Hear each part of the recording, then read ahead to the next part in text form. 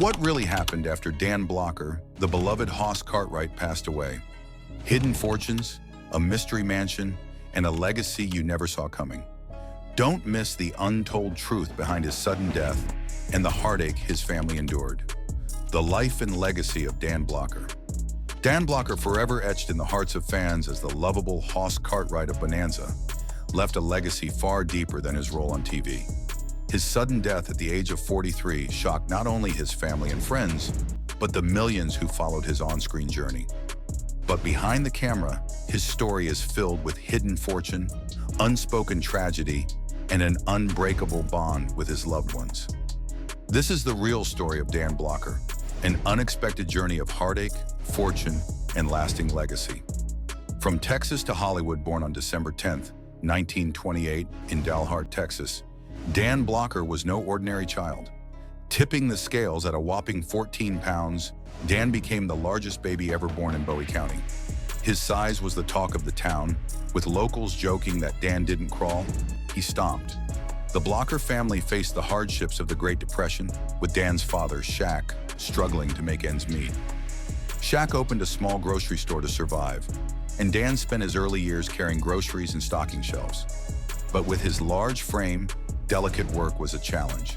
His dad often joked that he might need to pay people just to take Dan off his hands. Little did they know Dan's size would eventually become his greatest asset. The unexpected path to fame. At 13, Dan enrolled at the Texas Military Institute, where his athleticism shone through. He was a linebacker on the football team, and it was his prowess on the field that earned him a college scholarship to Sul Ross State University.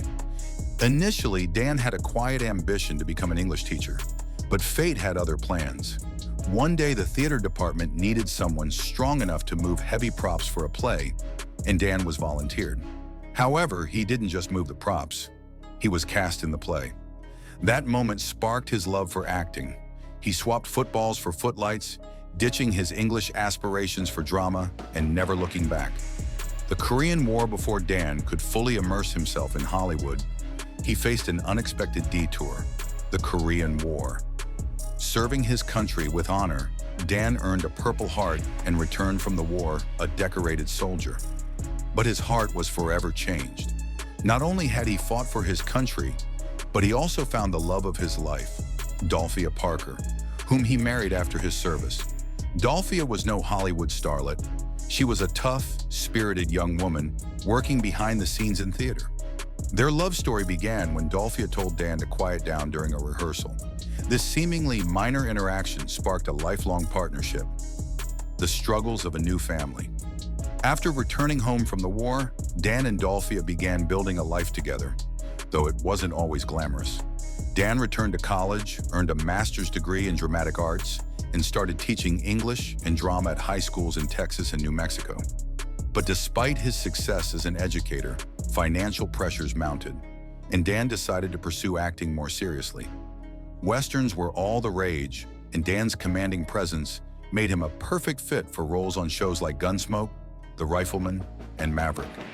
His small parts in these shows were a prelude to something much bigger: Bonanza and Hollywood stardom.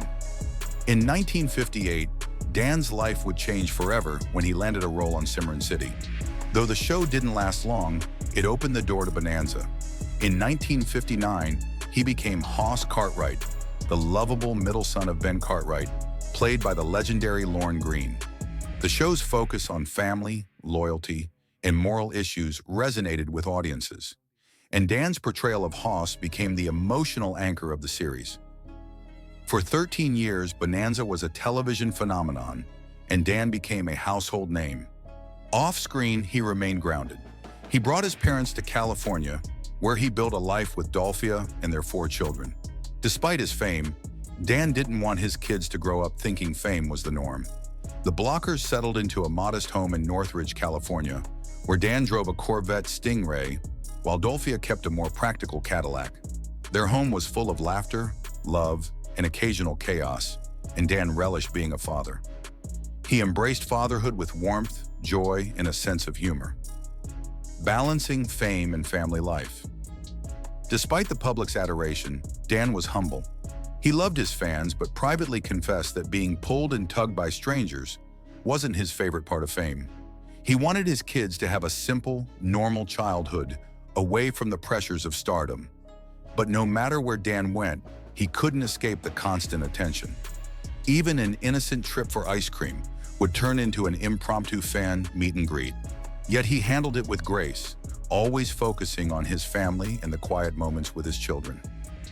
The tragedy of losing a legend. By the early 1970s, Dan's health began to decline. In 1971, frustrated by the political turmoil surrounding the Vietnam War, Dan relocated his family to Switzerland, seeking a more peaceful life. But despite the distance, he remained committed to Bonanza. He flew back to Los Angeles to continue filming, balancing his Hollywood commitments with his desire for a quieter life.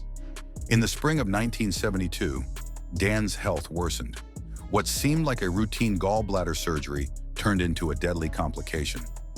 Dan developed a pulmonary embolism while recovering, and just like that, he was gone on May 13, 1972, at the age of 43. His sudden death sent shockwaves through the Bonanza family, and his co-stars were devastated. Lorne Greene, who played Ben Cartwright, famously said, "That's it. It's finished." Bonanza without Hoss. Bonanza could never be the same without Dan. The show, though still beloved, lost its heart. The writers made the bold decision to acknowledge Dan's absence and allow the grief to be felt on screen. Michael Landon, who played Little Joe, penned an emotional two-part episode that reflected the loss of Hoss. The episode became one of the most emotional in the show's history, with the actors' grief spilling into their performances. But despite their best efforts, Bonanza never fully recovered. Ratings dropped, and the show was eventually canceled in 1973 after 14 seasons. Dan's hidden fortune and memorials. Though Dan's life was tragically cut short, his legacy lived on.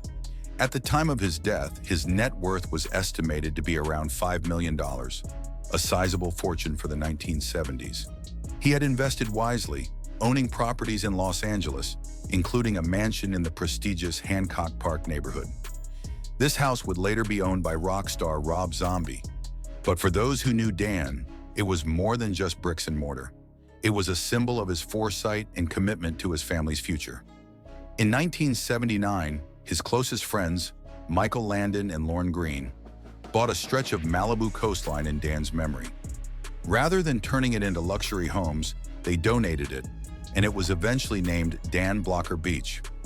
Today, it stands as a tribute to the big man with the even bigger heart, a peaceful stretch of sand, waves crashing against the shore, where Dan's legacy continues to live on. Continuing the legacy, Dan's children, Dirk and David, have carried on his legacy in their own ways.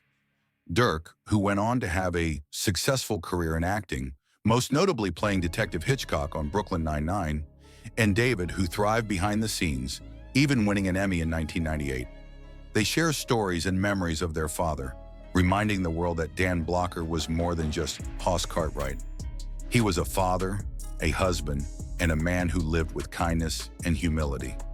The true home of Dan Blocker. As for the mansion in Hancock Park, it may have changed hands, but for the people who truly knew Dan, the real home was never the bricks and wood. It was the warmth he brought into every room, the laughter shared with his children, and the way he made everyone feel like they mattered. Dan Blocker's legacy is a quiet one, but it is powerful. His memory lives on in his children, his friends, and in the hearts of millions who will never forget the big man with the gentle heart. The shocking truth behind Dan Blocker's life and untimely death shows that there's so much more than meets the eye. From his incredible rise to fame on Bonanza, to his quiet fortune and the mystery behind his final days, Dan's legacy continues to captivate fans and family alike. But this story doesn't end here. We've got more jaw-dropping revelations coming your way.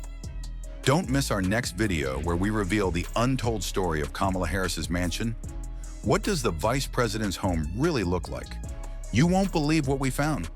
Make sure to subscribe, hit the notification bell, and stay tuned for this exclusive sneak peek into the luxurious world of one of America's most powerful women. The truth is out there, Come discover it with us.